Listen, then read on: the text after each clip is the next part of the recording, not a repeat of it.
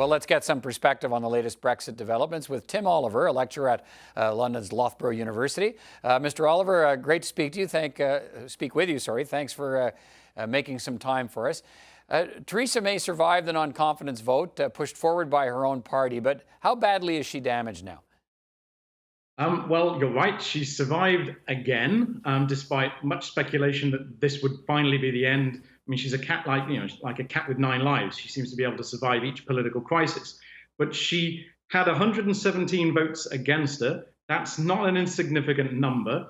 And it doesn't overcome the biggest problem that she still faces and that British politics faces, which is, on the one hand, you have a political crisis in the United Kingdom about how to interpret Brexit, about how to get it through the Conservative Party, through the Labour Party and so forth, and therefore how to get this through Parliament. And 117 MPs are against her leadership and her deal. And on the other side, you have a Brexit crisis, which is the clock ticking down to March the 29th and Britain's exit from the European Union without a deal. Unless we have a deal in place, we face a very disruptive exit from the European Union at the end of March. Those problems haven't gone away. Okay, let's go down those two streams that you've identified then. So now Theresa May cannot be subjected to another non-confidence vote for a year. Why do so many in her own party have the knives out for her over her handling of the Brexit plan? And perhaps it's more than that, but that's certainly the timing of it this time. Why are they out to get her, so many of them? Okay, there are two sides to this. First of all, there's the fact that for a long, long time now, the issue of Europe within the Conservative Party, and also to an extent other political parties, but especially the Conservative Party, has been deeply divisive. William Hague, the former leader of the Conservative Party, described it as a ticking time bomb within the Tory party that would eventually go off. And as you can see, Theresa May keeps on having to kind of juggle this time bomb in her hands. Part of the problem has been over the last couple of years, over the past 2 years while she's been Prime Minister, is the way that she's tried to negotiate Brexit.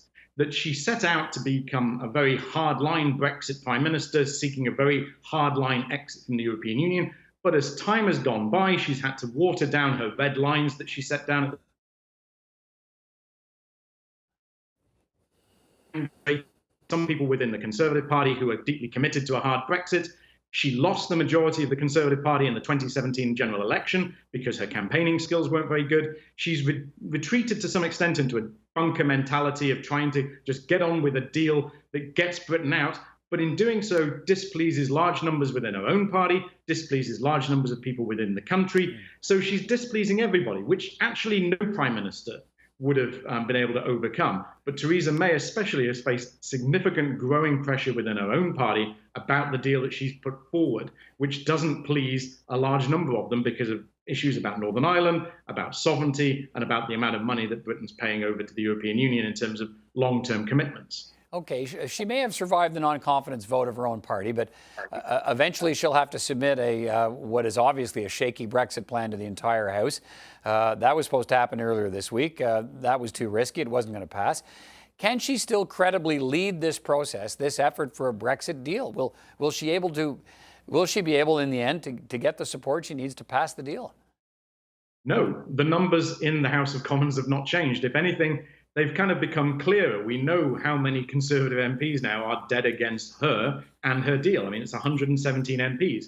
She has no majority in the House of Commons. She relies upon members of Parliament from Northern Ireland who are dead opposed to the deal as well. The Labour Party are not going to back her. So what we're going to see in the next few months, and what we were going to see even before this leadership vote, was one of several outcomes. Either she gets her deal through, which doesn't seem likely, and which, if she did, would leave a lot of people very angry, or we somehow find ourselves in a general election, or we end up having a second referendum, or we end up cancelling Brexit, as Britain possibly could do now, or we find some form of situation in which Britain exits the European Union without a deal.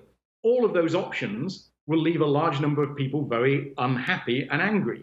So whatever happens, and this was going to happen before the leadership vote was called, whatever happens is going to be a very deeply uncomfortable, unsettling, and traumatic experience in the United Kingdom's political system.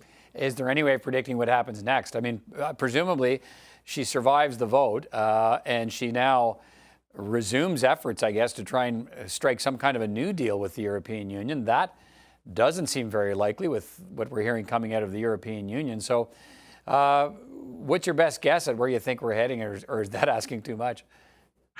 She will go to Brussels tomorrow. She will meet with other European leaders, and she will ask for some form of concession, some form of softening of the language. But the EU has made it very clear that things such as the Northern Ireland backstop to maintain an open border between Northern Ireland and the Irish Republic, that is non-negotiable. That even if there are any changes there, they'll just be purely cosmetic. And besides, that only kicks in if a new relationship isn't agreed, and that new relationship will only be negotiated if this withdrawal agreement is approved. And everybody's getting isn't sure we can get through the withdrawal agreement, let alone the new relationship. So she might come back with some cosmetic changes that she'll try and present again in January in some form of votes. But again, we'll be back to where we are, or where we were yesterday, in terms of cancelling a vote within the House of Commons, and therefore large degree of unhappiness and anger within her own party, within the House of Commons, and no way forward. It's likely to be either some form of no deal, general election, or second referendum. They're becoming the options that are increasingly clear. Which one, however, we'll have to see after Christmas, I think. If she had lost this vote, and someone at some point, someone else, I guess, would have assumed the Brexit process. Is there the possibility of someone else achieving a better result, or are we pretty much headed for what we have here? It could be that if she'd been replaced by a hardline Brexiteer, such as, say, someone like Boris Johnson, for example, maybe he could have made it more comfortable for Eurosceptics to swallow the concessions that are necessary to strike a deal with the European Union. Just like, people say only Nixon could go to China, perhaps only Boris Johnson could go to Brussels. But they'd have still faced the same problems, the same need to make compromises and difficult choices that Theresa May has. The only thing that Theresa May has had going for her is, in terms of her what she has on the table, is that she has the only plausible deal on the table at the moment in terms of an actual leaving withdrawal agreement. The time to negotiate a new one, the willingness of the European Union to negotiate this, and getting that deal, whatever it is, through the House of Commons, that's just as difficult as Theresa May will face with her deal. So whoever became Prime Minister, if she'd lost tonight, would have faced an uphill task. All right, still lots to watch as this story continues to unfold in Great Britain.